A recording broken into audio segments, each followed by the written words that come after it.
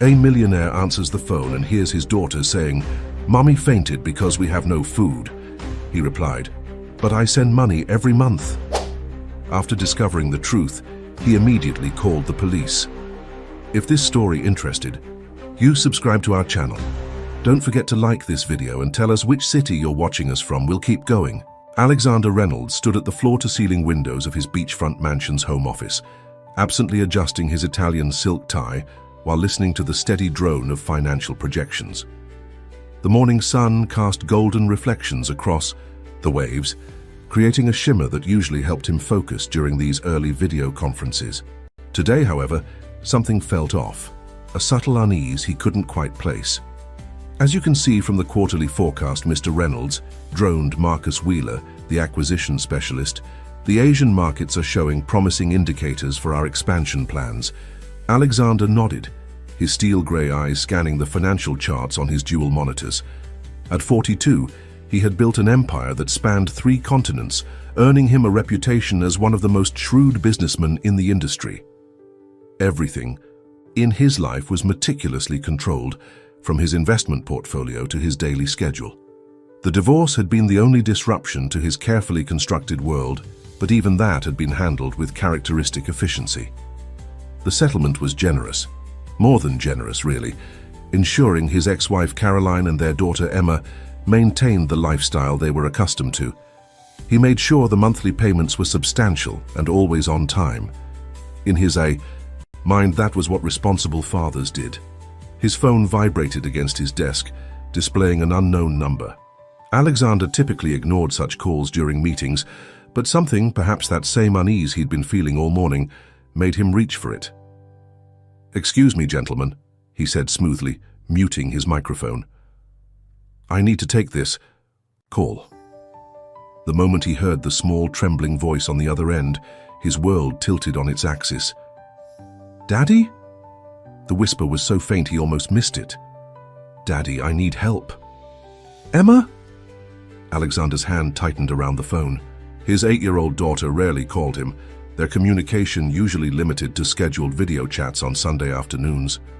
"What's wrong, sweetheart?" "Mommy," Emma's voice cracked. "She fell down in the kitchen. She won't wake up." There was a pause, filled with the sound of quiet sniffling. I think it's because we haven't eaten in a while." The words hit him like a physical blow. "What do you mean you haven't eaten? I send money every month." His mind raced through recent bank statements, each transfer confirmed and substantial.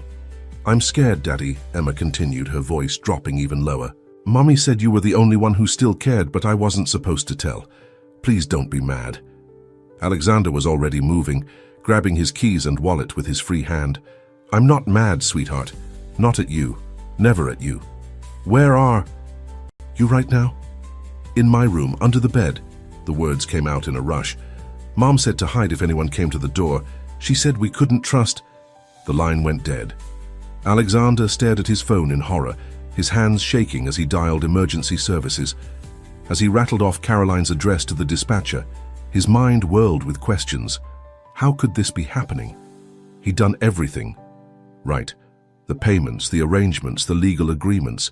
He'd provided more than enough money for them to live comfortably. He barely remembered ending the call with emergency services or returning to his video conference long enough to excuse himself due to a family emergency. His entire focus was on getting to his daughter as quickly as possible. His personal assistant was already booking him on the next flight to Boston while he rushed to his car. The drive to the airport was a blur of frantic phone calls and mounting dread.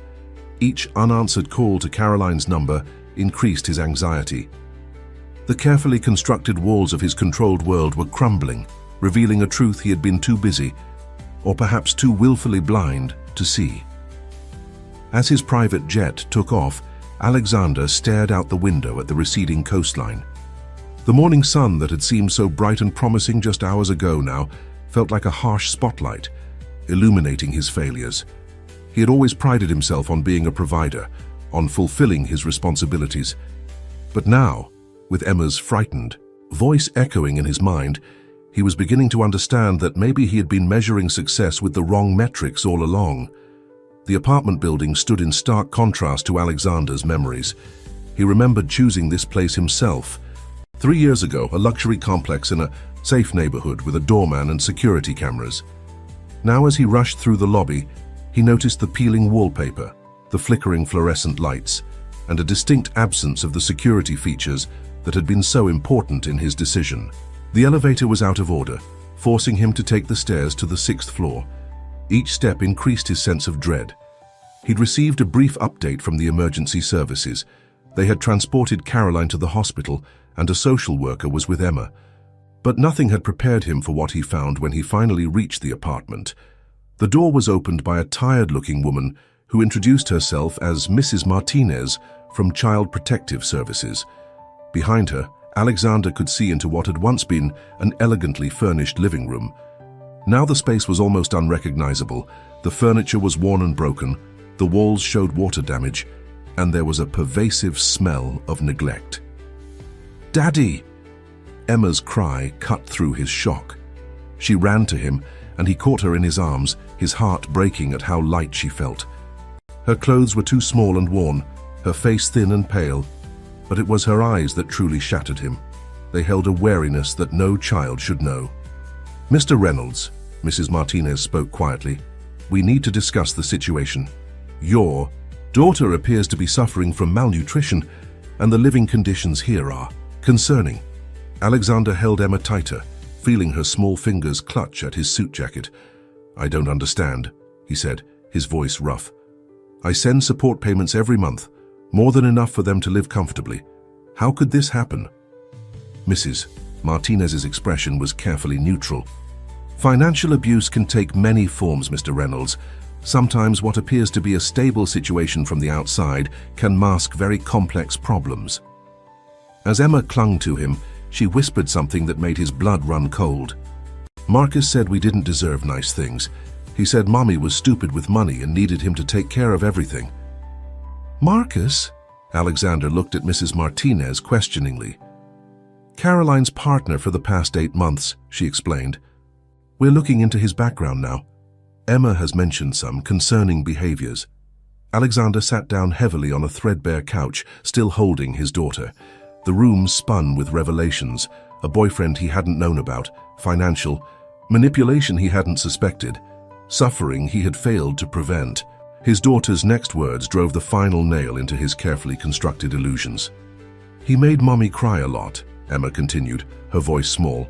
"He said if she told anyone, especially you, he would make sure we never got any more money. Mommy was scared because he knew all about the bank stuff." The pieces were starting to fall into place: the gradual withdrawal from their usual communication channels, the increasing difficulty in reaching Caroline directly, the way Emma had seemed subdued during their video calls. He had attributed it all to them adjusting to their new life, to Caroline asserting her independence. How wrong he had been. Mrs. Martinez cleared her throat gently. "Mr. Reynolds, we'll need to conduct a formal investigation. Given the circumstances, we'd like to place Emma in your temporary custody, if you're willing and able to take her immediately." "Of course," he responded without hesitation. "But I need to see Caroline first." "Which hospital?" "Massachusetts General," Mrs. Martinez replied. "But Mr. Reynolds, prepare yourself. The situation is quite serious." As Alexander made arrangements to take Emma with him, he noticed her trying to pack her few belongings into a tattered backpack. His heart clenched when he realized she was carefully wrapping a photo frame in her only sweater. It was a picture from happier times, showing the 3 of them at Emma's 5th birthday party. Looking around the apartment one last time, Alexander saw the truth that his money had hidden. The regular bank transfers that had eased his conscience had become a weapon in the hands of a manipulator. His distance, meant to give Caroline space to rebuild her life, had instead created a vacuum where abuse could flourish unseen. As they left the apartment, Emma held his hand tightly as if afraid he might disappear. In the car, she fell asleep almost immediately, exhaustion finally overtaking her. Alexander watched her through the rearview mirror, his mind already racing with plans. Not business strategies this time, but ways to heal the damage his negligence had allowed to happen. The fluorescent lights of Massachusetts General Hospital cast harsh shadows across Caroline's pale face. Alexander stood in the doorway of her hospital room, momentarily frozen by the sight of his ex-wife. The vibrant, confident woman he had known was barely recognizable in the frail figure before him. Emma had fallen asleep in the waiting room under the watchful eye of Mrs. Martinez, giving him this moment to face the reality of what had happened. Mr. Reynolds, a doctor approached, clipboard in hand. "I'm Dr. Sarah Chen. I've been overseeing your ex-wife's care." Alexander turned to face the doctor, forcing himself to focus. "How is she?" "Stable, but her condition is serious. She's suffering from severe malnutrition and dehydration. There are also signs of prolonged stress and anxiety." Dr. Chen's voice was professional but gentle. "Mr. Reynolds, has Mrs. Reynolds shown any previous signs of eating disorders or depression?" Alexander ran a hand through his hair, remembering Caroline's recently cancelled video calls, the way she'd stopped sharing photos of their daughter. I don't know. We've been divorced for 3 years. Our communication was mainly about Emma and finances." Dr. Chen nodded, making notes. "We found evidence of prescription anxiety medication in her system, but no record of it being prescribed by her regular physician. We're concerned about where these medications came from and who was controlling their administration." The implications made Alexander's stomach turn. He thought about Emma's words about Marcus, about control and fear. "There was someone," he said slowly. "A boyfriend, Marcus. Emma mentioned he was controlling their finances." "Mr. Reynolds," Dr. Chen's voice became more urgent. "We've seen cases like this before. Financial abuse often goes hand in hand with other forms of control. The medication we found can be used to make someone more compliant, more easily manipulated. Combined with malnutrition and isolation." A nurse interrupted, calling Dr. Chen away for an emergency. Alexander was left alone with his thoughts and the steady beeping of Caroline's monitors. He approached her bed slowly, noticing the bruises on her arms, not from violence but from malnutrition and vitamin deficiency, the doctor had explained.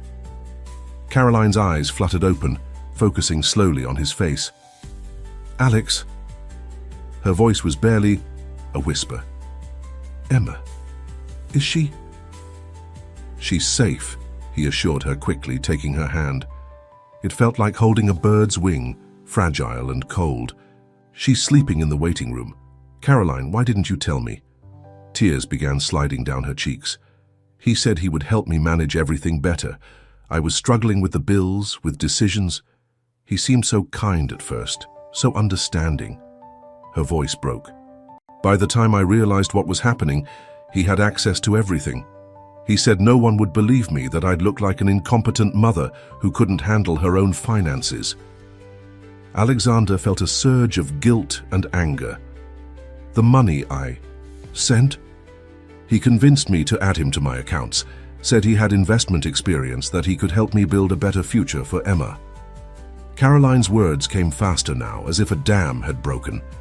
"He started small, questioning my purchases, suggesting I let him handle the bills. Then he said Emma and I were wasteful, that we didn't deserve nice things. He began limiting our food, saying we needed to learn discipline." Alexander listened, each word adding to the weight of his failure. He had been so focused on providing financially that he'd missed the signs of his family falling apart. Caroline continued, her voice growing weaker. "He isolated us slowly, said Emma's after-school activities were too expensive, convinced me my friends were taking advantage of me. When I finally tried to stand up to him, she shuddered. "He threatened to tell social services I was an unfit mother. He had records of everything.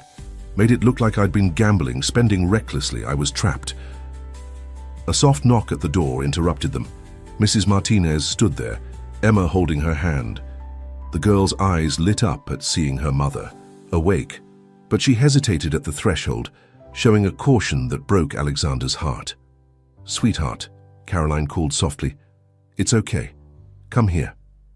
Emma approached slowly, climbing carefully onto the bed when Alexander helped her up. She curled up against her mother's side like a small cat, mindful of the IV lines and monitors. The sight of them together, both so fragile, both survivors of an invisible battle, crystallized something in Alexander's mind.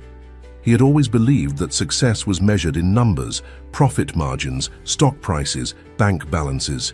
But watching his daughter and ex-wife, he realized that the true measure of success was in the well-being of those you claim to care about. He had failed them once by mistaking financial support for actual care.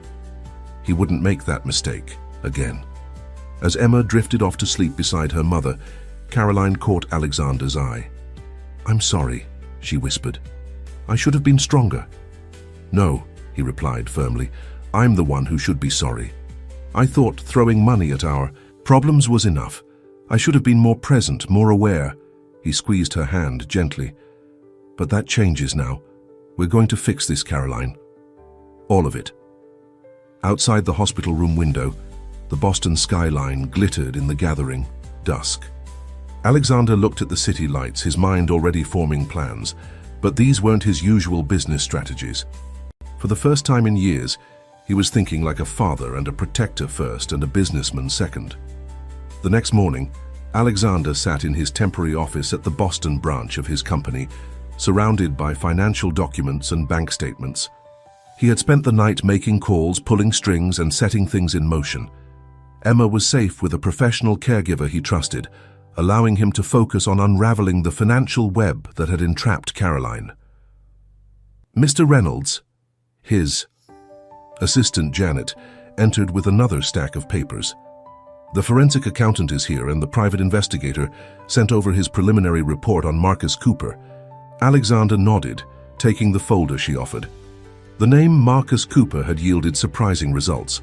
The man had a pattern, targeting vulnerable women, particularly those recently divorced with access to substantial financial resources. He operated just within the boundaries of legality, using emotional manipulation and financial coercion rather than outright theft. "The bank records are concerning, sir," Janet continued, her usual professional demeanor tinged with anger. "The pattern of withdrawals and transfers suggests a systematic draining of resources." He was careful, though. "Everything has Caroline's electronic signature or verbal authorization." Alexander spread the documents across his desk, his trained eye following the money trail. What he saw made his blood boil. The monthly support. Payments he'd sent had been immediately transferred to other accounts. Investments had been liquidated, and credit cards had been maxed out. But the real genius of the scheme was in its psychological architecture. "Look at this." He pointed to a series of transactions. He started by making small transfers, amounts Caroline wouldn't question, then gradually increased them while decreasing household spending. He was conditioning her, making her believe they couldn't afford basics while building his own nest egg. Janet leaned in to examine the records. "There's more, sir. The prescription medications Dr. Chen found in Caroline's system, they were purchased through an online pharmacy, using one of her credit cards. But the shipping address was a P.O. box registered to a company owned by Marcus Cooper." The pieces were falling into place, revealing a picture that made Alexander's professional admiration for the scheme's complexity war with his personal horror at its implications. Marcus Cooper had crafted a perfect trap, financial, emotional, and pharmaceutical, all while maintaining a facade of legitimate assistance. "Sir?" Janet's voice pulled him from his thoughts. "There's something else you should see."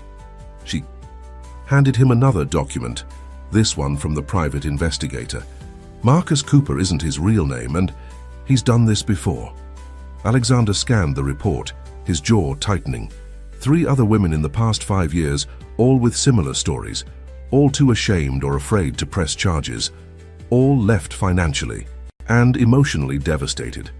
The pattern was clear.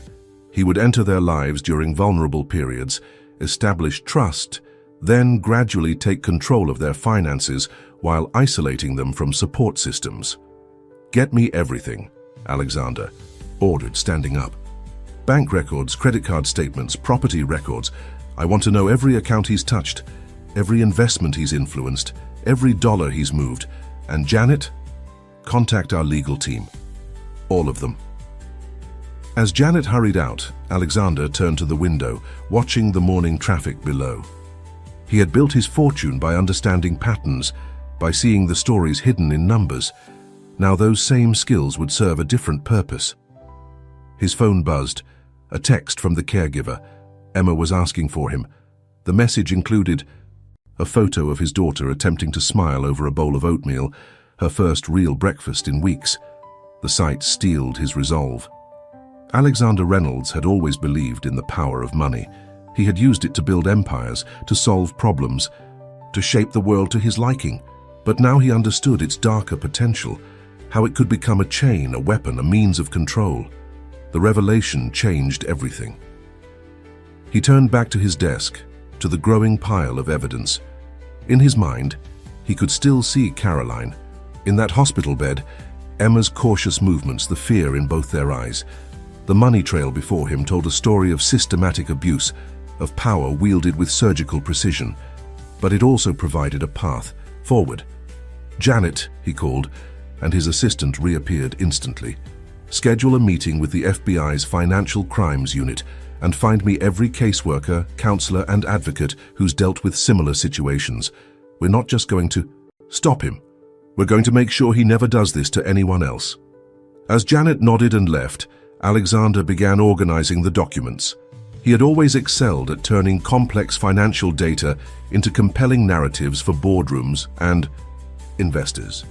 Now he would use that skill to tell a different kind of story, one of manipulation, control, and the invisible wounds that money could both inflict and heal. The pediatric psychologist's office was painted in soft, calming colors, with child-sized furniture scattered throughout. Alexander sat in an adult chair that seemed comically small, watching Emma work with Dr. Sarah Winters. His daughter was drawing at a small table, her crayon moving across the paper with deliberate strokes. "Emma's been very brave," Dr. Winters said quietly, observing the child. "But she's carrying a lot of anxiety and fear. Children in these situations often blame themselves." Alexander watched as Emma carefully selected another crayon. She had insisted on wearing one of the new outfits he'd bought her, a purple dress with matching shoes. The old Emma would have twirled in it, showing it off. This Emma had simply hugged it close, as if afraid it might disappear.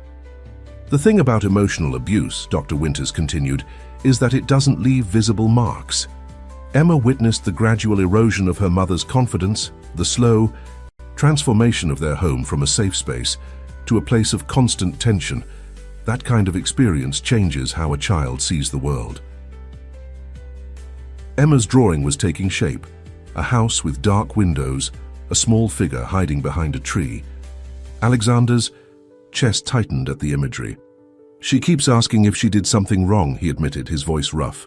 "If that's why they didn't have food, why her mother was always crying. I tell her it's not her fault, but she lived in an environment where everything was presented as someone's fault," Dr. Winters finished. "Where basic necessities were framed as privileges that had to be earned. It will take time to help her understand that love and care shouldn't come with conditions."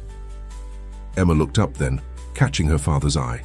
She gave him a small smile, tentative, but real. It was more than he'd seen from her in days. "Daddy," she called softly, "can you come see my picture?" Alexander moved to the small table, kneeling beside her chair. The drawing showed more details now, the dark house, the hiding child, but also a larger figure approaching from the side, carrying what looked like a bright light. "That's you," Emma explained, pointing to the figure with the light. "Coming to find us." The simplicity of her statement hit him harder than any business crisis ever had. He had always thought of himself as a provider, measuring his worth as a father in dollar signs and investment portfolios. But to Emma, his true value lay in simply being there, in coming to find them when they were lost. "Mr. Reynolds," Dr. Winters spoke from her chair, "Emma's healing will depend greatly on stability and consistent support. She needs to know that the safety she feels now isn't temporary." Alexander nodded, still looking at the drawing. "I'm renting an apartment near here," he said. "My company can be run from Boston as easily as from California. Emma needs both her parents right now, and they need time to heal." Dr. Winters smiled approvingly. "That's excellent. Children are remarkably resilient when they have proper support. Emma's already showing signs of feeling more secure. As if to prove the point, Emma leaned against her father's shoulder, continuing to color. The gesture was small, but significant. Physical contact had been rare since he'd found her in that apartment. "There's something else," Alexander said, keeping his voice low. "I'm starting a foundation for women and children in similar situations. The police said Marcus had done this before, that there were others who never came forward because they were too ashamed, too afraid of losing their children." Dr. Winters leaned forward, interested. Financial abuse is drastically underreported. Victims often don't realize what's happening until they're trapped, and even then, many don't recognize it as abuse because there are no physical marks. "I want to change." "That?" Alexander replied, absently stroking Emma's hair as she drew. "Education, support services, legal aid, a safety net for people trying to rebuild their lives. I understand money now, not just how to make it, but how it can be used as a weapon. I want to help people defend themselves." Emma had started. A new drawing, this one brighter. The house had lights in its windows now, and the figures were standing in sunlight rather than hiding in shadows. "The foundation will need expert advisors," Dr. Winters noted. "People who understand the psychological aspects as well as the financial ones. That's why I'm talking to you." Alexander smiled slightly. "You have experience with the children caught in these situations. Would you consider joining our advisory board?" Before Dr. Winters could respond, Emma tugged at her father's sleeve. "Can I help too?" she asked. "With the foundation. I want to help other kids who are scared like I was." Alexander felt tears prick at his eyes. His daughter, who had endured so much, was already thinking about helping others. "Of course you can, sweetheart. In fact, I think you might be our most important advisor of all." Emma beamed, her first full smile since the day he'd found her. She turned back to her drawing with renewed energy, adding more details to the sunny scene. Dr. Winters watched them together, noting the natural way Emma now leaned into her father's presence, how she no longer flinched at sudden movements or loud noises. "Mr. Reynolds," she said softly, "I believe you've already done the most important thing. You've shown Emma that help can come when you ask for it, that adults can be trusted to protect rather than control." Caroline's recovery room at the rehabilitation center overlooked a small garden where patients could sit and enjoy the fresh air. Alexander found her there one afternoon, wrapped in a warm blanket despite the mild spring weather. Her physical strength was returning slowly, but the emotional healing would take longer. "The doctors say I can leave next week," she said as he sat beside her. "They've helped me understand so much about what happened, about how I let things get so bad." "You didn't let anything happen," Alexander corrected gently. "You were targeted by someone who knew exactly how to manipulate and control. The investigators found 3 other women he'd done this to." Caroline's hands tightened on her blanket. "I keep thinking about Emma. How could I let her go hungry? What kind of mother?" "Stop," Alexander interrupted. "Emma is safe now. She's in therapy. She's healing, and she needs her mother to heal, too. No more blame, remember? That's what Dr. Phillips keeps telling you." A small smile touched Caroline's lips. "You've been talking to my therapist?"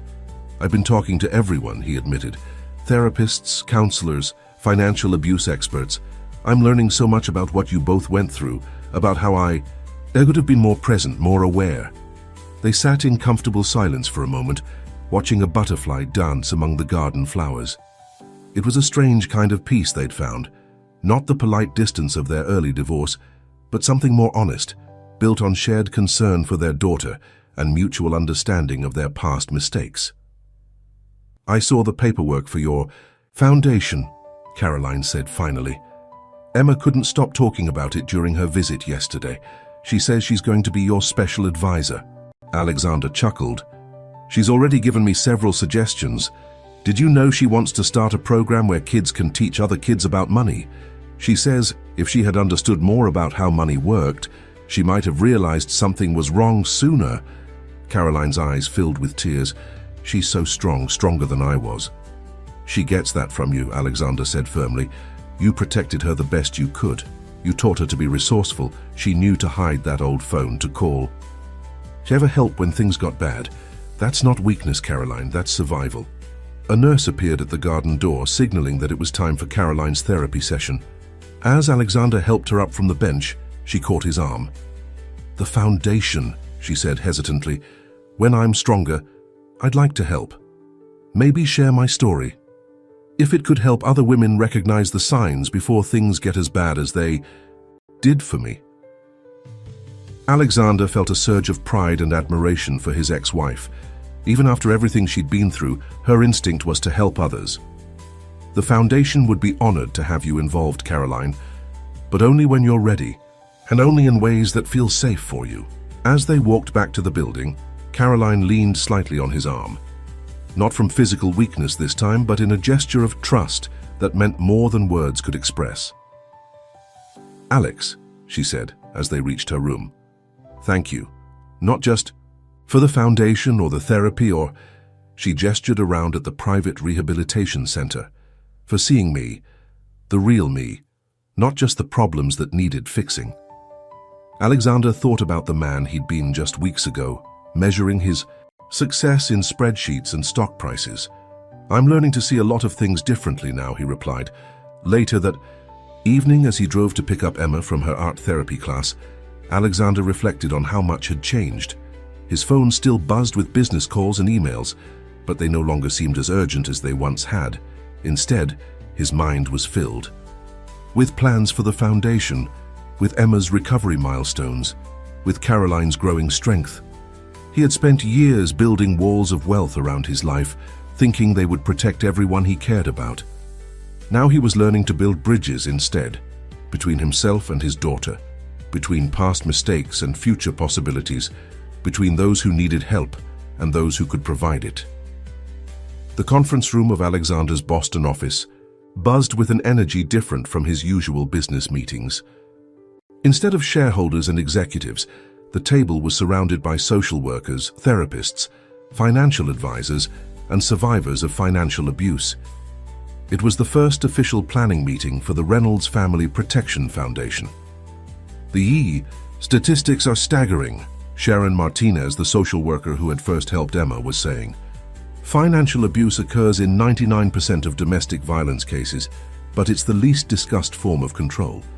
People don't recognize it until they're trapped.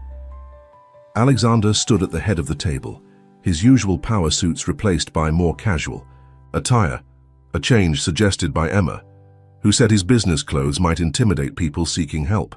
That's exactly why education needs to be our first priority, he said, not just for potential victims, but for everyone who might be in a position to notice the warning signs. Dr. Winters, who had agreed to head the foundation's psychological support programs, nodded in agreement. The patterns are often subtle. Control disguised as concern, isolation presented as protection. We need to help people understand that financial abuse isn't just about stealing money. It's about using money to steal someone's autonomy. The meeting continued with ideas flowing freely. A legal aid program for victims, financial literacy workshops for women leaving difficult relationships, support groups for children who had witnessed abuse. Each suggestion was noted, evaluated, and incorporated into the growing framework of the Foundation's mission. As Alexander listened, he found his attention drawn to a quiet figure at the end of the table. Jessica Chen had been one of Marcus Cooper's previous victims, convinced to come forward after hearing about Caroline's case. Her presence today was a testament to her courage and a reminder of why this work was so crucial. Ms. Chen, Alexander said gently during a break in the discussion, you haven't shared your thoughts yet. As someone who's lived through this, your insight would be invaluable. Jessica looked up, surprised at being addressed directly. She clutched her coffee cup like a shield before speaking. I was thinking about prevention, she said softly. About how to reach people before they're vulnerable. Schools, community, centers, divorce support groups, places where people might be more receptive to learning about financial safety. That's brilliant, Sharon exclaimed. preventive education in spaces where people already feel safe and supported. It would remove the stigma of seeking help. The discussion sparked to life again, with Jessica's suggestions serving as a catalyst for new ideas. Alexander watched as she gradually became more engaged, her initial hesitance giving way to passionate advocacy. It was a transformation he had seen in Caroline during her recovery. Survivors reclaiming their voice, their confidence, their power. A knock at the conference room door interrupted the brainstorming. Emma stood there, having just finished her after-school art therapy session. Her eyes widened at the sight of so many people, but she didn't retreat as she might have done weeks ago. "Come in, sweetheart," Alexander called. "We're just finishing up our first foundation meeting. Would you like to share any ideas?" Emma approached the table, clutching her art folder. After a moment's hesitation, she opened it and pulled out a drawing.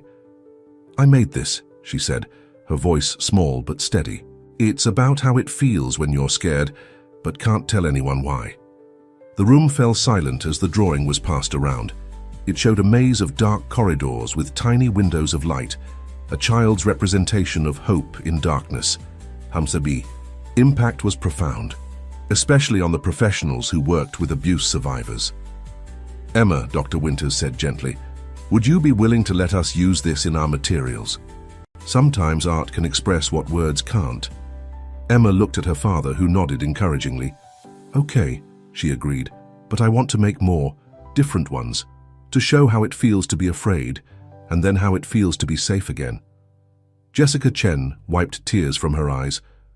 "That's perfect," she said, "because people need to see both, the darkness and the light at the end, the hope that things can get better." Alexander watched as his daughter began explaining her ideas for more drawings, her natural shyness forgotten in her enthusiasm.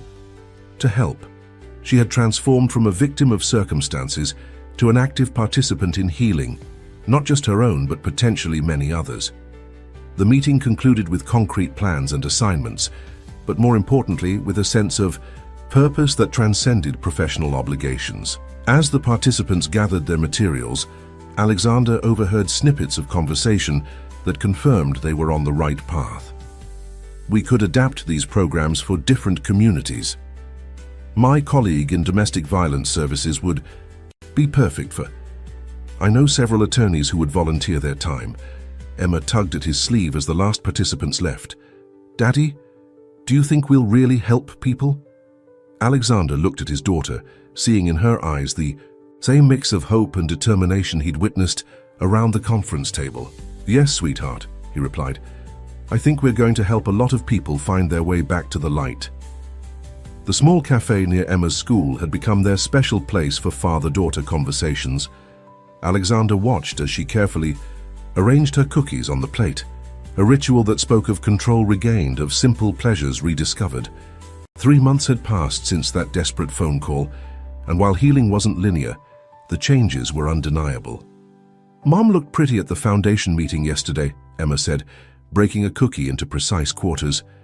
Her smile was real, like before. Alexander nodded, remembering Caroline's first public appearance as a foundation spokesperson. She had spoken to a room full of social workers and counselors, her voice trembling at first, but growing stronger as she shared her story. "Your mother is very brave," he replied. "Just like you." Emma considered this, popping a cookie quarter into her mouth. "Dr. Winters says being brave doesn't mean you can't be scared sometimes. She says it's okay to have bad days, as long as you remember the good days are real too." The wisdom in his daughter's words struck Alexander deeply. He had spent so many years viewing problems as things to be solved with money or power, never understanding that healing required something different: time, patience, and the courage to face uncomfortable truths. "Ms. Chen called Mom yesterday," Emma continued, moving on to the next cookie. "They're starting a support group together for other mums who are scared like Mom was. Did you know Ms. Chen has a daughter too? She's going to be in my art therapy class next week." Alexander smiled, remembering how reluctant Jessica Chen had been at that first foundation meeting. Now, she was one of their most active volunteers, her own healing intertwined with her desire to help others. "So that's wonderful, sweetheart. How do you feel about having a new friend in your class?" Emma's face turned serious. "I'm going to help her feel safe," she declared, "like how everyone helped us feel safe again. Dr. Winters says sometimes the best way to heal is to help other people heal too." A commotion at the cafe's entrance drew their attention. A young woman had entered, struggling with a baby carrier while trying to manage a toddler's tantrum. The stress and embarrassment on her face were painfully familiar. Alexander had seen that same look on Caroline's face in old photographs during the early days of Marcus's manipulation. Without hesitation, Emma slid from her chair and approached the woman. "Would you like to share our table?" she asked, her voice clear and confident. "It's quieter in our corner and I have extra cookies." The woman looked startled, then grateful. Alexander stood, helping her with the baby carrier while Emma led the toddler to their table, already chatting about the cafe's selection of juice boxes. As they settled in, the woman introduced herself as Sarah, her voice carrying the slight tremor of someone unused to kindness from strangers. The toddler, calmer now, leaned against his mother while accepting a cookie from Emma. "I'm sorry," Sarah said, bouncing the fussing baby. "We don't usually. I don't often take them out alone, but sometimes you need to remind yourself you can," Alexander finished gently, recognizing the signs of someone beginning to reclaim their independence. Sarah's eyes widened slightly, then filled with tears. "Yes," she whispered, "exactly that." Emma, with the instincts of someone who had walked a similar path, began entertaining the toddler with stories about the drawings on the cafe walls, giving the adults space to talk. "We have a foundation," Alexander said quietly, sliding one of the foundation's cards across the table. "Support, groups, counseling, legal aid if needed. No pressure, no judgments, just people who understand that sometimes strength needs a little backup." Sarah stared at the card for a long moment, then slipped it into her pocket. She didn't say anything else about it, but the tension in her shoulders eased slightly. They spent the next hour sharing cookies and conversation, Emma's natural warmth drawing smiles from both children while their mother gradually relaxed. When Sarah finally gathered her things to leave, she seemed to stand a little straighter. "That was good," Emma declared after they'd said goodbye.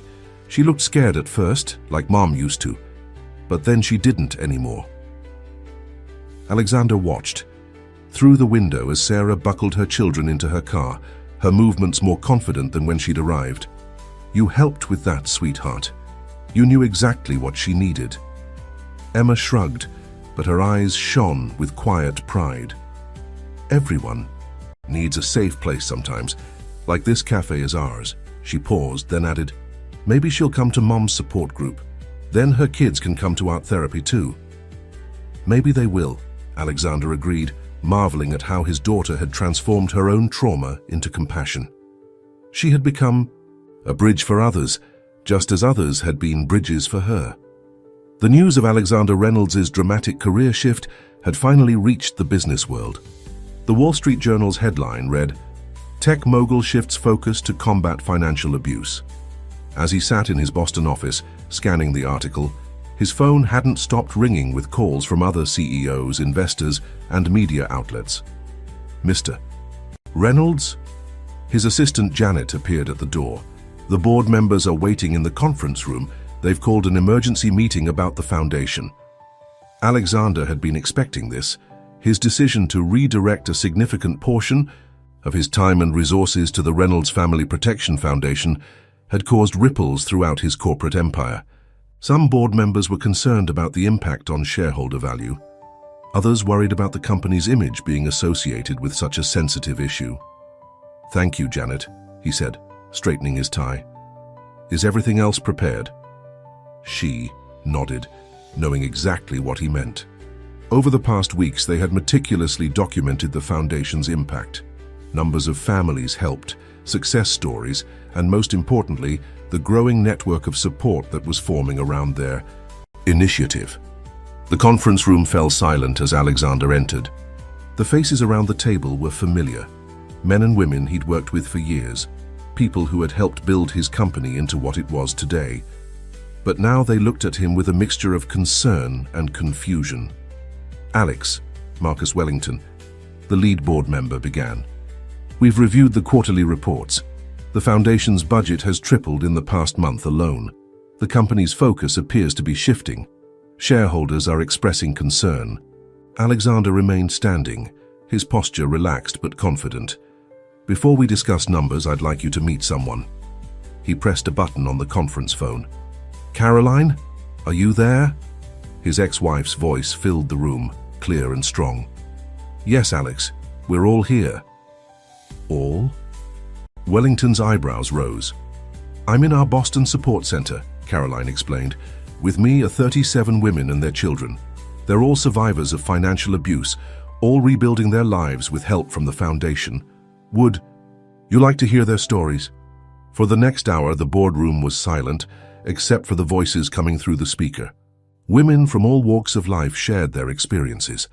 A surgeon whose brilliant career had been nearly destroyed, a teacher who had lost her retirement savings, a young entrepreneur whose startup had been stolen from her.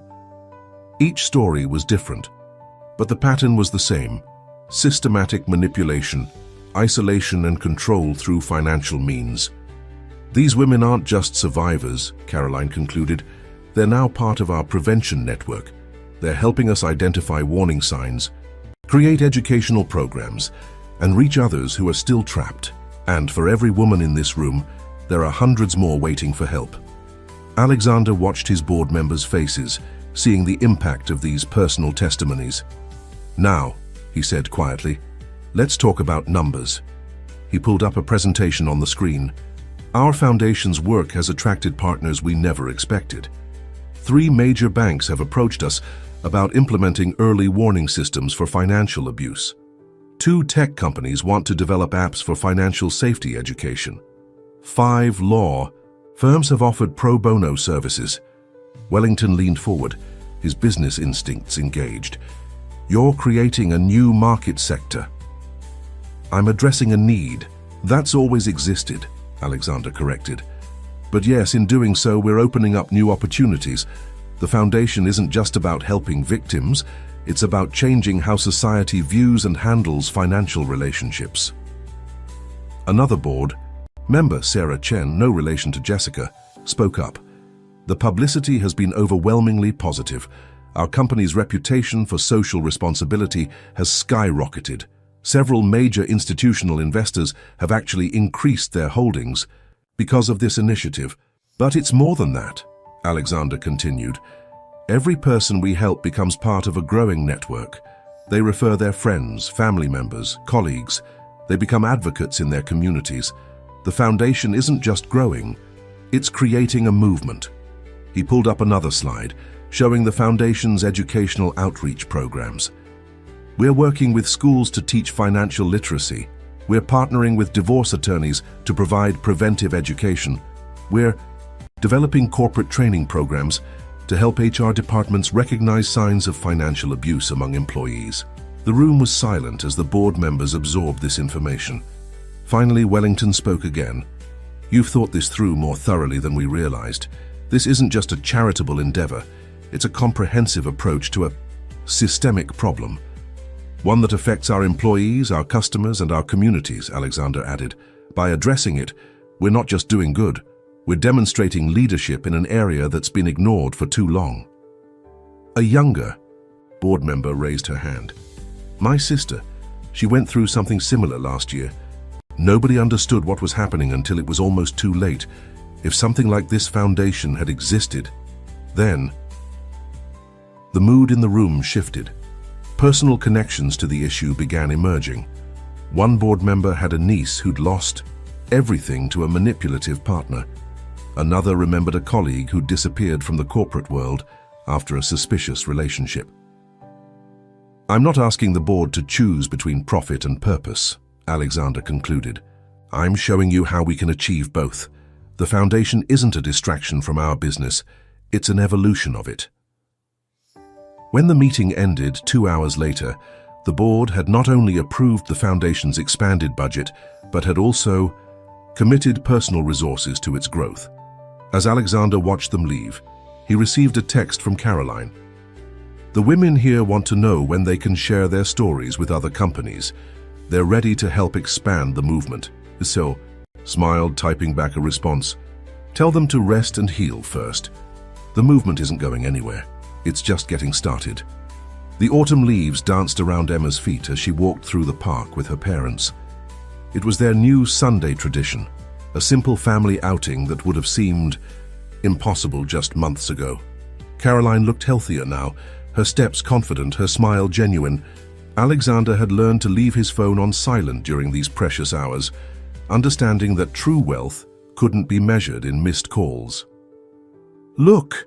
Emma pointed excitedly to a community bulletin board.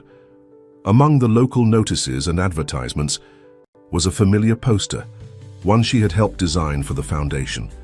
The artwork was hers, a series of butterflies emerging from a dark cocoon, symbolizing transformation and hope. "They're everywhere now," Caroline said proudly. "The posters, the helpline numbers. I saw them in my yoga studio yesterday. Someone had added post-it notes with encouraging messages." Alexander watched as Emma ran ahead to inspect the bulletin board more closely. "The volunteer network has grown faster than we expected," he said.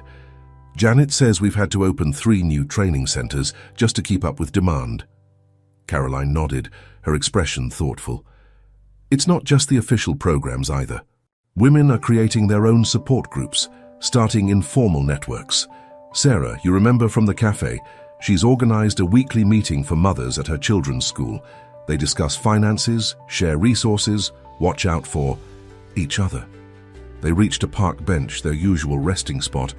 Emma was now engaged in an intense conversation with another little girl near the playground, their heads bent together over what looked like a friendship bracelet. "Dr. Winters says Emma's progress has been remarkable," Caroline said softly. "She's using her experience to help other children feel less alone. Yesterday, she gave a new girl at her therapy group one of her special drawings, the one about finding light in dark places." Alexander felt a familiar mix of pride and pain. "She's inherited your strength," he said. "Both of you, the way you've transformed your pain into purpose. It's humbling." "We had help," Caroline reminded him. "The foundation, the support networks, the professionals. But most importantly, we had someone who believed in us when we couldn't believe in ourselves." Their conversation was interrupted by Emma's return, her face flushed with excitement. "That girl," she said, pointing to her new friend. "Her mom is in one of our support groups. She recognized me from the art therapy class. Can she come over sometime? She likes drawing too." Before either parent could respond, a woman approached, presumably the other girl's mother. Her face bore the gentle signs of someone in recovery, cautious hope mixed with newfound strength. "I'm Rebecca," she introduced herself. "I've been meaning to thank you, both of you. The Foundation's programs, they gave me the courage to leave a bad situation, to show my daughter that we deserve better." Emma and her new friend had already returned to the playground, their laughter carrying across the autumn air. Rebecca watched them for a moment before continuing. "It's not just the practical help, though that's been invaluable. It's knowing we're not alone, seeing successful women like Caroline speaking out, watching children like Emma thriving. It gives us hope, real, tangible hope." As they talked, Alexander noticed other people in the park, a woman reading a book, bearing the Foundation's logo, 2 friends having what appeared to be an intense discussion near a bulletin board with their poster, a young mother carefully tucking one of their information cards into her purse. The Foundation's impact was becoming visible in these small everyday moments. It wasn't just about the grand gestures or official programs, it was about changing the conversation, one person at a time. "We're having a community gathering next weekend," Caroline told Rebecca. "Very informal, just families sharing a meal, children playing together. Would you and your daughter like to join us?" Rebecca's eyes lit up. "We'd love to. My daughter, she needs to see more families like ours, families that have healed." As Rebecca left to collect her daughter, Emma came running back. "Can we get ice cream?" she asked, her voice carrying none of the hesitation that had marked similar requests months ago. "I want to show Sarah's special Sunday to my new friend." Alexander and Caroline exchanged glances, sharing a moment of quiet joy at their daughter's growing confidence. "Of course," Caroline said. "I think we could all use some ice cream." Walking toward the park's small ice cream stand, Alexander reflected on how much had changed. His life was fuller now, richer in ways that had nothing to do with his bank account. The foundation was growing, yes, but more importantly, it was sparking countless small transformations in parks, in schools, in quiet conversations between friends. Emma skipped ahead, her butterfly-decorated backpack bouncing with each step. She was no longer the frightened child who had made that desperate phone call. She was becoming a beacon of hope for other children, just as Caroline had become one for other women. And Alexander? He had learned that true success wasn't measured in quarterly reports or stock prices. It was measured in moments like these, in Sunday walks, in shared ice cream, in the growing network of people helping each other find their way back to light. The Foundation's main office buzzed with activity on a crisp Monday morning. Alexander sat in his new office, deliberately designed to be welcoming rather than imposing, reviewing the latest reports with Janet. The walls were adorned with Emma's artwork and success stories from their programs, a constant reminder of why they had started this journey. "The numbers are impressive," Janet said, highlighting key statistics. "Our prevention programs have reached over 10,000 people in the past 6 months. The Emergency Assistance Fund has helped 300 families establish financial independence. But here's what's really interesting: the ripple effect."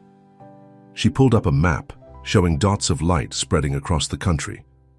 Each point represents someone who's gone through our program and then started their own initiative. Support groups, mentoring programs, community workshops. They're creating their own networks of protection. A knock at the door interrupted them. Caroline stood there, looking professional in a business suit, but with a warmth that her previous corporate career had never allowed her to show. "Sorry to interrupt, but there's someone you both need to meet." She stepped aside to reveal a woman in her early 60s, elegantly dressed, but with hands that twisted nervously in front of her. "This is Margaret Wellington, Marcus's mother." Alexander felt his body tense instinctively. The name brought back memories of dark apartments and empty refrigerators, of Emma's frightened voice on the phone. Janet moved protectively closer to her. "Desk." "Please," Margaret said quickly, her voice trembling. "I know what my son did. That's why I'm here." Caroline touched Alexander's arm gently.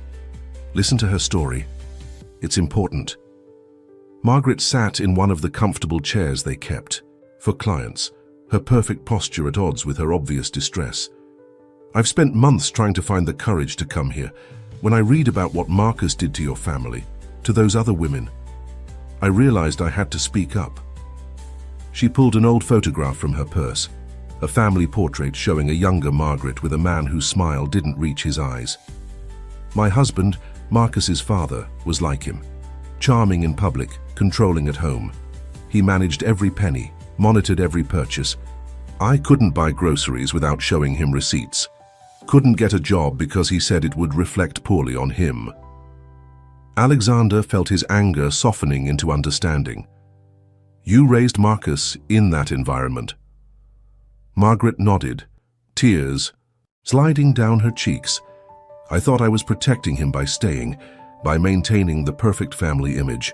Instead, I taught him that love means control, that power comes from making others dependent.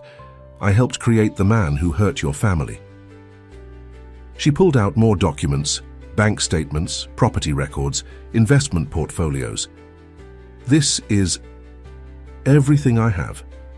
My husband passed years ago, but I've kept tracking Marcus's financial movements. I have records going back 15 years, patterns of accounts he's used, properties he's hidden money in. I want to help you stop him and help prevent other mothers from making my mistakes." Janet was already examining the documents, her experienced eye catching details that could help their legal team, but Alexander was more interested in Margaret's determination to break the cycle. "What made you decide to come forward now?" he asked. "Your daughter's artwork," Margaret replied, gesturing to the butterflies on the wall. "I saw it in a magazine article about the Foundation. The way she shows the transformation from darkness to light, it made me realize that change is possible, even after decades of silence." Caroline, who had been quietly observing, spoke up. We've been developing a program for families, helping parents recognize how financial behaviors affect their children's understanding of relationships. Would you be willing to share your perspective? Margaret straightened in her chair, a glimmer of purpose replacing her nervousness. I would. My story. It's not just about Marcus. It's about generational patterns that need to be broken. As they discussed possibilities, Emma burst into the office fresh from her after-school art program. She stopped short at seeing the unfamiliar visitor, but something in Margaret's sad smile must have touched her, because she approached slowly. I like your necklace, Emma said, pointing to the butterfly pendant Margaret wore. It matches my drawings. I bought it after I saw your artwork, Margaret admitted, to remind myself that it's never too late to spread your wings. Emma studied her with the direct gaze of a child who had learned to trust her instincts. Are you going to help other people like we do? I'm going to try, Margaret replied. I need to help fix something that went wrong a long time ago. Emma nodded sagely. Dr. Winters says fixing things takes time, but every day you try makes you stronger. The simple wisdom of her words brought fresh tears to Margaret's eyes. Alexander watched as his daughter, without hesitation, pulled a fresh drawing from her backpack and offered it to the older woman. This is my newest one, Emma explained. It's about how helping others helps you heal too. You can keep it if you want. Margaret accepted the drawing with trembling hands. The image showed a chain of people holding lanterns, each light illuminating the path for those behind them. Out of the darkest stories come the brightest determination to change, Caroline said softly. We've seen it in our support groups, in our volunteer network, and now, Alexander finished, we're seeing how the cycle of harm can be transformed into a cycle of healing. The school auditorium was packed for the annual talent show, but this year was different. Instead of just songs and dances, the students had chosen to showcase projects that made a difference in their community. Emma stood backstage, nervously, adjusting her presentation cards, while her parents offered quiet encouragement. Remember, sweetheart, Caroline whispered, just speak from your heart like we practiced. Emma nodded, clutching the large portfolio that contained her artwork. Over the past year, her therapeutic drawings had evolved into something more, a visual language for children to express their feelings about family, safety, and self-worth. Next up, the principal announced, Emma Reynolds and her friends presenting the Light Keepers Project. Emma walked onto the stage, followed by 5 other children, all from families who had been helped by the foundation. Among them was Sarah's daughter Lisa, Rebecca's daughter Maya, and Jessica Chen's daughter Angela. Each child carried a piece of artwork they had created together.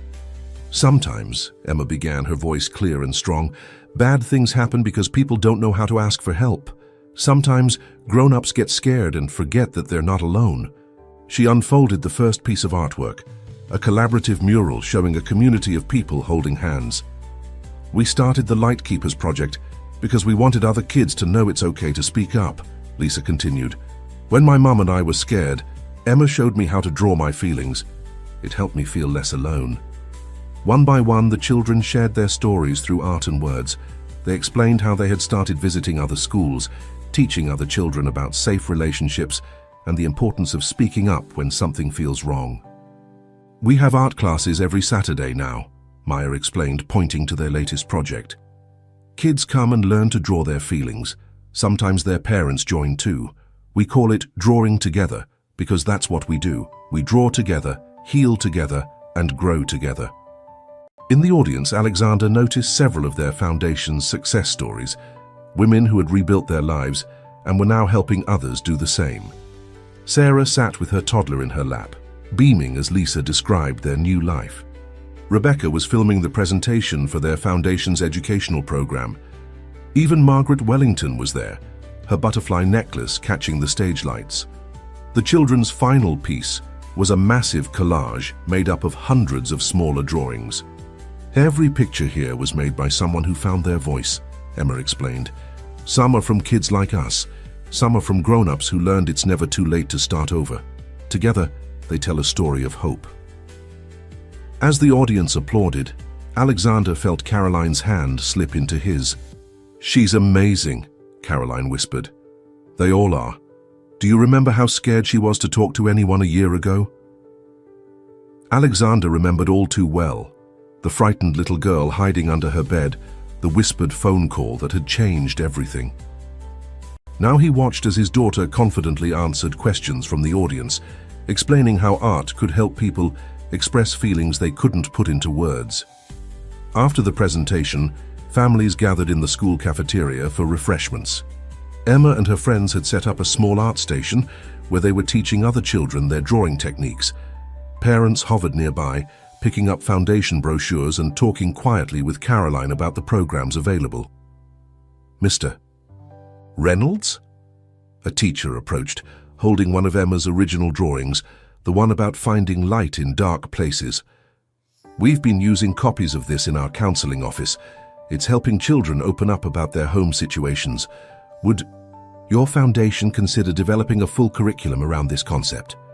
Before Alexander could respond, Emma called out excitedly, "Daddy, come see. Lisa's teaching everyone how to draw butterflies coming out of cocoons. She says it's a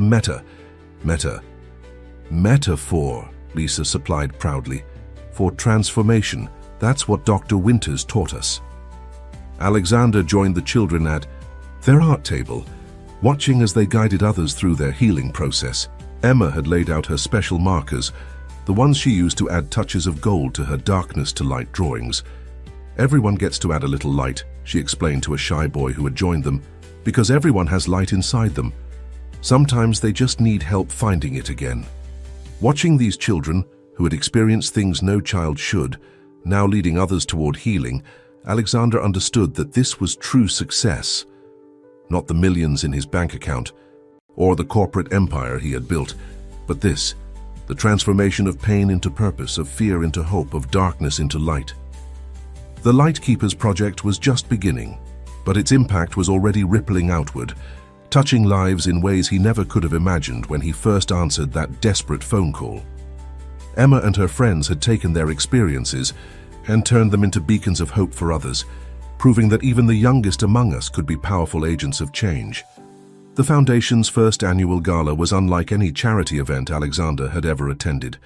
Instead of the usual corporate formality, the atmosphere in the transformed community center buzzed with genuine warmth and purpose. Art from the light. Keepers Project decorated the walls, telling stories of transformation through children's eyes. Caroline, elegant in a simple blue dress, stood at the podium addressing the gathered crowd. Her voice, once silenced by fear, now carried authority and compassion. "A year ago, I couldn't imagine standing here. I couldn't imagine being strong enough to share my story. But strength, I've learned, isn't about being unbreakable. It's about having the courage to piece yourself back together." The audience included an unlikely mix of survivors, business leaders, social workers, and community advocates. In one corner, Margaret Wellington chatted with a group of mothers from the support program. Her testimony against her son had helped build a stronger case, leading to legal reforms in how financial abuse was prosecuted. "Financial abuse thrives in silence," Caroline continued. "It grows in the spaces between what we show the world and what we live behind closed doors." Our foundation isn't just about providing resources, it's about breaking that silence, about creating communities where asking for help is seen as an act of strength, not shame. Emma sat in the front row with her friends from the Lightkeepers project, all dressed up for the occasion.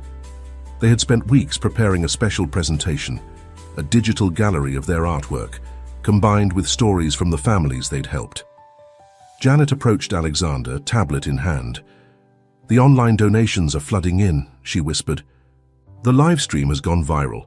People are sharing their own stories in the comments, offering to start chapters in their cities."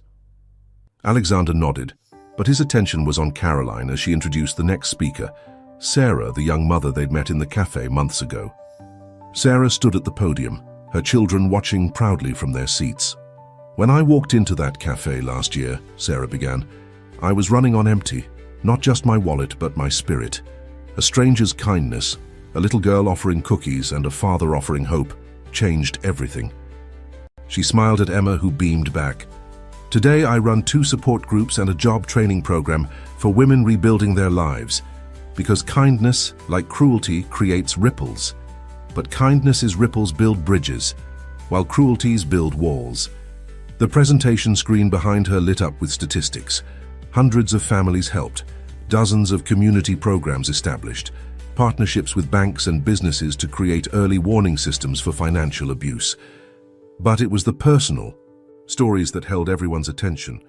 Tales of mothers and children finding their way back to joy, of communities coming together to protect their vulnerable members. Rebecca's daughter Maya took the stage next, introducing the Lightkeepers Project's newest initiative, a peer support program for children in schools. "We know what it's like to feel scared and alone," she explained with remarkable poise. "So we created something we wish we'd had, a way for kids to help other kids feel safe and strong." As Maya spoke, Alexander noticed movement at the back of the room. A group of teenagers had arrived, students from a local high school who had started their own anti-abuse advocacy program after hearing Emma speak at their assembly. The evening continued with more presentations, each one highlighting a different aspect of the Foundation's work. Jessica Chen discussed their corporate training program, teaching companies to recognize and respond to signs of financial abuse among employees. Dr. Winters presented research showing the impact of their early intervention programs. But the most powerful moment came when Emma and her friends unveiled their collaborative art piece, a massive mural that would be displayed in the Foundation's new youth center. It showed a city at night, with countless windows lit up in warm colors. In each window, a detailed scene played out, families sharing meals, children playing, people helping one another. "Every light represents a real story," Emma explained to the audience. "Every window shows someone who found help or learned to help others. We made it big, because the more stories we hear, the bigger our community grows." Alexander watched his daughter with pride, remembering the frightened child who had hidden under her bed just a year ago. Now she stood tall, her voice clear and confident as she pointed out different sections of the mural. "And these empty windows," she said, indicating several dark spaces, "are for the stories we haven't heard yet, because we know there are still people out there who need to know they're not alone." The presentation ended with a surprise, a video compilation of messages from people around the country who had been inspired to start their own support initiatives after learning about the Foundation's work. Teachers, counselors, business, leaders and community organizers shared how they were adapting the Foundation's programs to serve their own communities. As the applause died down, Caroline rejoined Alexander at their table. "Did you ever imagine," she asked softly, "that answering that phone call would lead to all this?" Alexander looked around the room, at Emma and her friends, showing visitors their artwork, at Sarah and Rebecca planning their next community outreach event, at Margaret Wellington quietly counseling a nervous mother who had just joined their program. "No," he admitted, "I thought I was just solving a problem. I never realized I was becoming part of a solution." The winter sun cast long shadows across Emma's new art studio, a converted sunroom in their Boston home, where she held weekly sessions for the Lightkeepers Project. Today, she was working with a new group of children, teaching them her special technique for adding hints of light to dark drawings. "Sometimes," she explained, carefully demonstrating with a golden marker, "you have to look really hard to find the light. But it's always there, waiting to grow bigger." Alexander paused in the doorway, taking in the scene. A year and a half had passed since that desperate phone call, and the changes were profound. Emma had blossomed from a frightened victim into a confident young healer, using her art to help other children find their voices. Caroline entered through the garden door, carrying hot chocolate for the children. She had just returned from a speaking engagement at a national conference on domestic abuse prevention, where she had presented the Foundation's innovative approach to combining financial education with emotional support. "Look who I found in the garden," she announced, as Sarah's children tumbled in behind her, followed by their mother. Sarah had recently been appointed as the Foundation's Community Outreach Coordinator, her natural ability to connect with struggling families making her perfect for the role. Just in time, Emma called out. We're making light maps today. The concept of light maps had been Emma's invention. Drawings that showed paths from dark situations to brighter futures. Each child would create their own, marking the steps that had helped them feel safer and stronger. I got a call from the education department today, Caroline told Alexander quietly as they watched the children work. They want to pilot our program in schools across the state, starting with the art therapy component, then expanding to include the financial literacy modules we developed. Alexander nodded, unsurprised. The Foundation's approach had proven remarkably effective, particularly in reaching children and families who might otherwise slip through the cracks of traditional support systems. The corporate initiative is expanding too, he added. 3 more major companies have signed on to implement our financial abuse recognition training. Janet's organizing a team to handle the rollout. Their conversation was interrupted by excited voices from the studio. One of the new children, a quiet girl named Lily, had just completed her first light map. Emma was showing the group how the golden lines Lily had drawn created paths between the dark spaces, connecting moments of hope. See? Emma pointed out. Lily put a light right here where she told her teacher she was worried, and another one here where she and her mum found our foundation. Each light makes the next one easier to find. The other children gathered around, adding their own insights. Alexander recognized the therapeutic value in their innocent observations, each child validating the other's experiences, building a shared understanding of resilience. Sarah joined them at the doorway, her eyes bright with unshed tears. I remember Emma's first light map, she said softly. She showed it to my daughter at the cafe that day. It gave us the courage to reach out for help. Through the studio window, they could see Margaret Wellington arriving for her weekly mentoring session. She had become an invaluable part of their prevention program, her insight into the generational patterns of financial abuse, helping them identify and address root causes.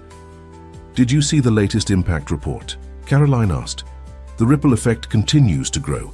For every family we help directly, they help an average of 3 more. The network just keeps expanding. Alexander watched as Emma welcomed Margaret into the studio, proudly showing off the day's artwork. His daughter's journey from victim to healer had inspired countless others to find their own paths to recovery and purpose. We're not just helping people escape bad situations anymore, he realized aloud. We're changing how communities respond to abuse, how institutions recognize it, how society talks about it. And it all started with a phone call, Caroline said, squeezing his arm gently. One moment of choosing to really listen instead of just throwing money at the problem.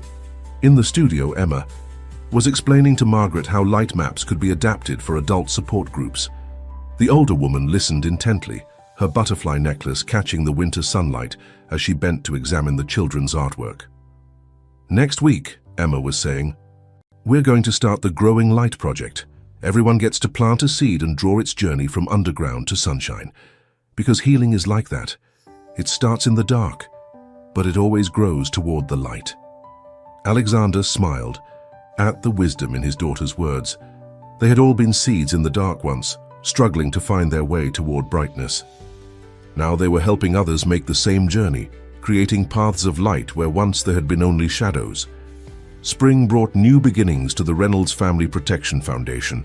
The organization had grown beyond anyone's expectations, with branches opening in cities across the country.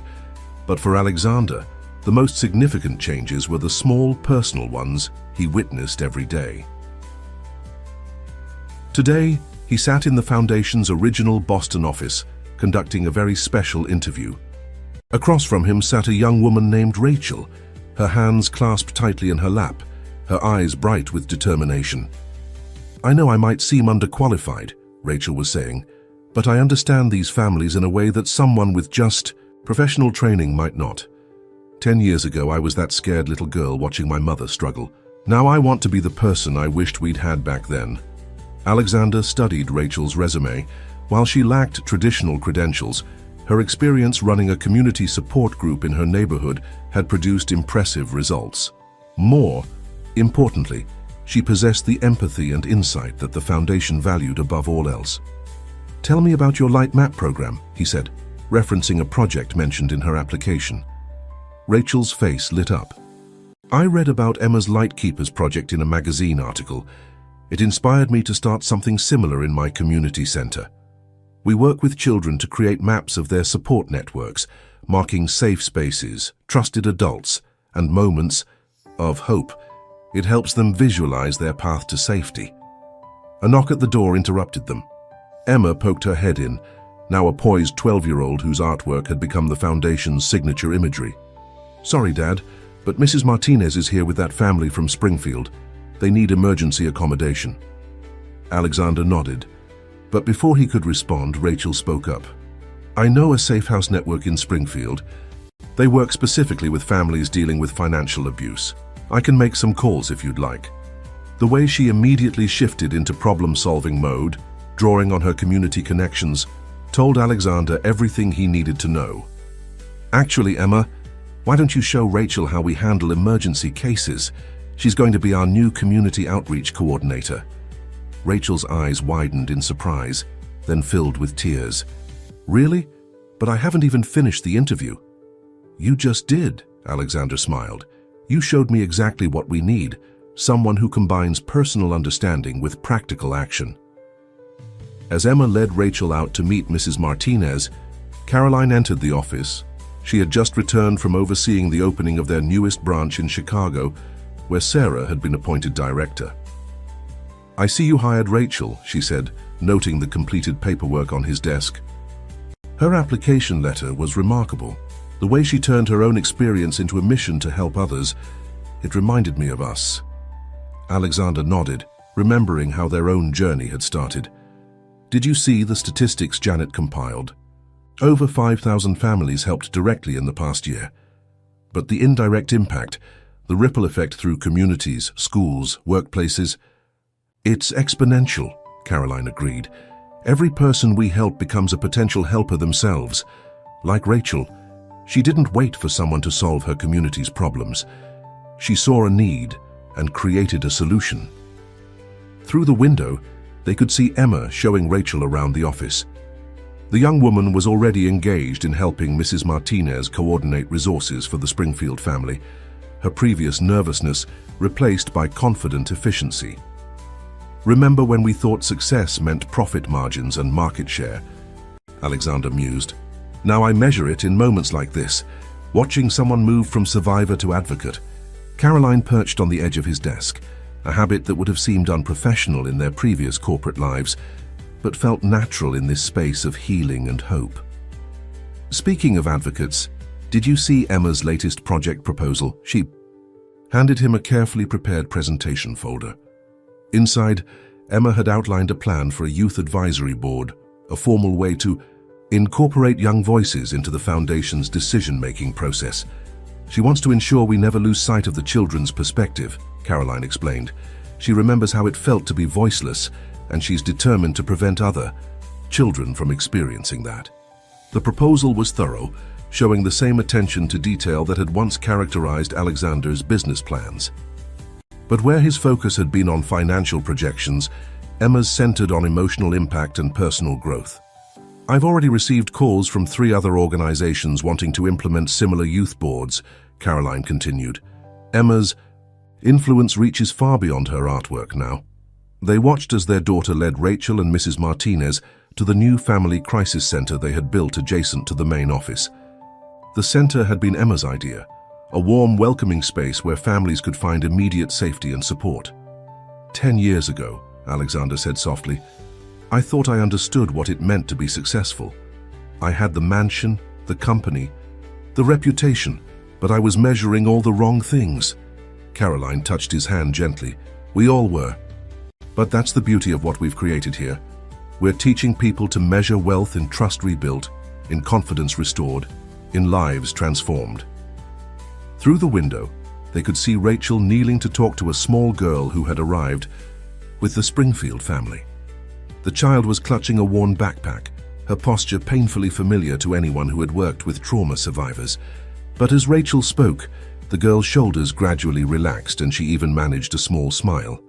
The garden behind the Foundation's youth center bloomed with spring flowers, their colors echoing the bright murals that covered the building's walls. Emma sat cross-legged on a bench, surrounded by her original Lightkeepers project team, now expanded to include Rachel's group from Springfield and several other young advocates. The youth board meets next week, Emma was explaining, her notebook filled with ideas and sketches. We need to make sure every child who comes to the Foundation feels heard, just like we wish we had been. Maya, who had grown into a confident teenager, pointed to one of Emma's drawings. What about this idea? Having teen mentors for the younger kids, someone who's been through what they're going through? The other children nodded enthusiastically. They had all experienced the power of connecting with others who understood their struggles. Emma's art therapy sessions had evolved into a comprehensive peer support program, with older children helping guide younger ones through their healing journeys. Inside the center, Alexander and Caroline hosted a different kind of meeting. Representatives from major financial institutions had gathered to learn about the Foundation's early warning system for detecting financial abuse. The signs are often subtle, Caroline explained, showing slides of transaction patterns they had identified. Sudden changes in spending habits, unusual account restrictions, the gradual isolation of financial resources. Our system helps banks recognize these patterns before the situation becomes critical. Janet, who had developed much of the detection software, added, "We've already prevented hundreds of cases from escalating. When banks see these warning signs, they can now connect customers with resources and support, rather than just watching the situation deteriorate." Alexander watched with pride as his ex-wife commanded the attention of some of the country's top financial executives. Caroline had transformed her own painful experience into expertise that was changing how institutions approached customer protection. The presentation was interrupted by sounds of laughter from the garden. The children had moved to the art tables, where they were teaching new arrivals how to create light maps. Through the window, Alexander could see Rachel working with a particularly withdrawn child, using Emma's techniques to help him express his feelings through color and shape. "This is why the program works," Caroline told the bankers, gesturing to the scene outside. "We don't just offer financial solutions or emotional support. We create communities where healing can happen naturally, where people can rebuild their lives with dignity." One of the executives, a woman who had been quietly observing, spoke up. "I've visited several of your branches now, and what strikes me most is the ripple effect. Every person you help becomes an agent of change in their own community." "Exactly," Alexander agreed. "Like Rachel out there. She came to us as a job applicant, but she had already created her own support network based on our model. Now she's helping us expand our youth programs in ways we hadn't even considered." The meeting concluded with commitments from every bank to implement the Foundation's detection system and support services. As the executives filed out, many paused to watch the children's art session in the garden, their expressions softening at the sight of young survivors, helping newcomers find their voice through art. Sarah arrived with a new family, a mother and 2 children who had been referred by one of the Foundation's community partners. Alexander watched as Emma and her friends immediately welcomed the children into their circle, offering art supplies and gentle encouragement. "It's amazing," Sarah said, joining Alexander and Caroline by the window. "Remember when Emma could barely speak to strangers? Now look at her. She's created a whole movement of young healers." The mother Sarah had brought in was speaking with Rachel, her tense posture gradually relaxing as she learned about the Foundation's programs. Her children, initially clinging to her sides, had cautiously joined the art session, drawn in by the warm welcome from Emma's group. "That's the real success," Caroline said softly. "Not the numbers or the programs or the corporate partnerships. It's these moments, watching people realize they're not alone, seeing them discover their own strength." Alexander nodded, remembering the desperate father he had been, thinking money alone could solve every problem. "We're not just breaking cycles of abuse," he realized. "We're creating cycles of healing." Outside, Emma was showing the new children how to add touches of gold to their drawings, teaching them her signature technique for finding light in darkness. The spring breeze carried their voices through the open window, young survivors sharing stories of hope, offering each other the understanding and support they had once desperately needed themselves. The foundation had become more than a safety net. It was a bridge, connecting past pain to future purpose, linking those who needed help with those who could provide it, joining individual healing to community transformation, and at its heart were the children like Emma, who had found their own light and now helped others find theirs. 2 years to the day after that life-changing phone call, Alexander stood in the grand hall of the Boston Museum of Fine Arts. The space had been transformed for a special exhibition, Finding Light, the Art of Healing Through Children's Eyes. Emma's Lightkeepers project had grown into a nationwide movement, and now its impact was being celebrated in one of the city's most prestigious venues. Hundreds of drawings lined the walls, each telling a story of transformation. Emma's original works formed the centerpiece of the exhibition, showing her journey from those first tentative sketches of fear to her recent vibrant pieces about community and hope. Around them, artwork from children across the country demonstrated how her vision had inspired others to find their own artistic voice. "It's overwhelming, isn't it?" Caroline appeared beside him, elegant in a simple black dress. Seeing all these stories together, understanding how many lives have been touched. Before Alexander could respond, a small commotion near the entrance caught their attention. A group of children was arriving, the newest members of the Lightkeepers project, accompanied by Rachel and Sarah. Among them was Lily, the quiet girl who had created her first light map in Emma's studio months ago. Now she was one of their most enthusiastic young mentors. "Dad, Mom," Emma called, hurrying over. She had been giving a tour to some museum trustees, explaining the significance behind different pieces. At 12, she carried herself with a quiet confidence that made her seem older, though her eyes still held that special spark of childhood wisdom. "The curator wants to make this a traveling exhibition," she announced excitedly. "They think it could help start Lightkeepers projects in other cities, even other countries." Alexander watched as visitors moved through the exhibition, pausing to read the stories behind each piece. Many were wiping away tears. Others were nodding in recognition of experiences they had shared. The artwork spoke a universal language of pain and healing, fear and hope. Dr. Winters joined them, her clinical perspective adding depth to their observations. "The therapeutic value of this project has exceeded all expectations," she said. "We're seeing children process trauma in ways that traditional therapy alone couldn't achieve. They're not just healing themselves, they're creating pathways for others to heal." A large screen at one end of the hall played interviews with children and families who had been helped by the foundation. Their stories wove together, creating a tapestry of transformation. One mother described how her daughter's participation in the Lightkeepers project had given her the courage to leave an abusive situation. A teenage boy explained how learning to express his feelings through art had helped him understand his family's journey to safety. Margaret Wellington stood before a wall of butterflies, drawings created by children to represent their moments of transformation. Her own butterfly necklace caught the light as she spoke softly with a group of mothers, sharing her perspective on breaking generational cycles of abuse. "Your foundation's approach is revolutionary," a museum trustee told Alexander.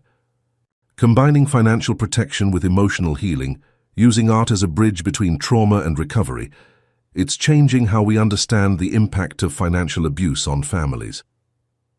But Alexander's attention was drawn to a quiet corner where Emma sat with a newly arrived family. Their daughter, clutching a worn backpack much like Emma had once carried, was slowly beginning to respond to Emma's gentle encouragement to try drawing. The scene crystallized everything the foundation had become, a place where survivors became healers, where personal pain transformed into collective strength. Janet approached with a tablet displaying the latest statistics. The foundation's impact had grown exponentially. Thousands of families directly helped, tens of thousands reached through community programs, hundreds of thousands touched by their educational initiatives. But the numbers seemed less important now than the individual moments of connection and healing happening throughout the hall. "Look," Caroline whispered, pointing to Emma's newest piece, a massive canvas that dominated one wall. It showed a city at night, but unlike her early drawings of dark windows and hidden fears, this one blazed with light. Each illuminated window revealed a scene of hope. Families sharing meals, children playing, communities coming together. And, between the windows, golden lines connected everyone, creating a network of support and understanding. "That's us," Emma explained, joining them. "All of us. Every light is someone who found help or learned to help others. And the lines show how we're all connected now, how each person's healing helps light the way for someone else." As evening fell, the museum's lights created a soft glow around the artwork. Visitors continued to arrive. Social workers, teachers, community leaders, all drawn by the power of children's voices speaking truth through art. Each person who walked through the exhibition became part of the story, carrying its message of hope and transformation back to their own communities. Alexander stood with his arm around Emma's shoulders, watching as she explained her artistic process to a group of interested observers. His daughter had taken her darkest moment and transformed it into a movement that brought light to countless others. In doing so, she had taught him the true meaning of legacy, not wealth or power, but the ability to turn pain into purpose, fear into hope, darkness into light. The sunset painted Boston's skyline in shades of gold as Alexander, Caroline, and Emma walked home from the museum. The exhibition's success had exceeded all expectations, but it was the quiet moments of connection that meant the most.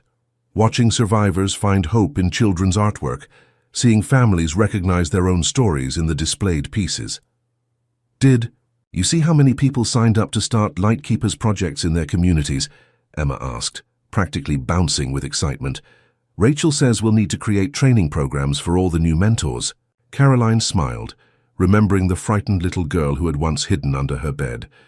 "You've started something beautiful, sweetheart, something that will keep growing long after today." They stopped at their favorite cafe, the same one where they had once helped Sarah and her children. Now it was a regular meeting spot for foundation families, a safe space where healing could happen over shared cookies and gentle conversations. "I never thought answering that phone call would lead to all this," Alexander mused, watching Emma arrange her cookie plate in her characteristic careful way. "I thought I understood what it meant to help people.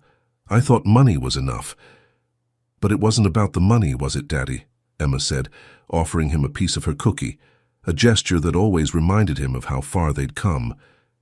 "It was about being there, about listening, about helping people find their light again." Through the cafe window, they could see the Foundation's youth center down the street, its walls covered in murals created by Lightkeepers project participants. The building stood as a testament to transformation, not just of the families it helped, but of everyone involved in its mission.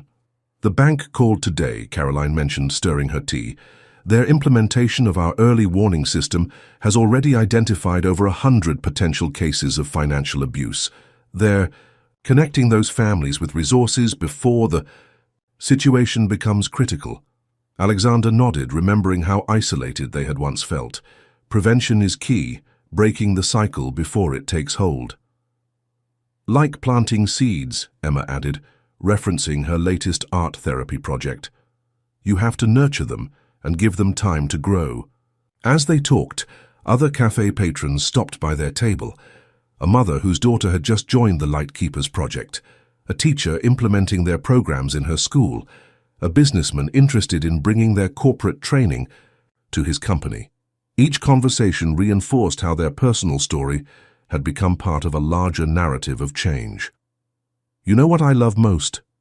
Emma said as they finally headed home. "When new kids come to the center scared like I was, but then they see all the artwork and realize they're not alone. That's when they start to find their own light." The Foundation's main office was dark now, but Alexander knew it would be bustling with activity tomorrow. Rachel would be training new community outreach coordinators, Sarah would be organizing support group sessions, and Margaret would be counseling families ready to break free from generational patterns of abuse. And in Emma's studio, children would continue to create their light maps, each one marking a path from darkness to hope, from isolation to community, from fear to strength. "We're building bridges," Caroline said softly, echoing a phrase that had become the foundation's unofficial motto. "Between past and future, between pain and healing, between those who need help and those who can provide it." As they reached their home, Emma paused to look at the stars emerging in the twilight sky. "Every light has a story," she said, quoting from her exhibition speech. "And when we share our light with others, it grows stronger." Alexander wrapped his arms around his daughter and ex-wife, feeling the strength of their rebuilt bonds. They had transformed their own story of fear and separation into one of hope and connection, creating ripples that continued to touch lives far beyond their own. The foundation would continue to grow, reaching more families, inspiring more communities, breaking more cycles of abuse. But its heart would always be in these moments of personal transformation, in the child finding their voice through art, in the parent learning to trust again, in the survivor becoming a mentor. "Ready for tomorrow?" Caroline asked Emma as they entered their home. Emma nodded, her eyes bright with purpose. There's always more light to share. And in that simple statement lay the true measure of their success.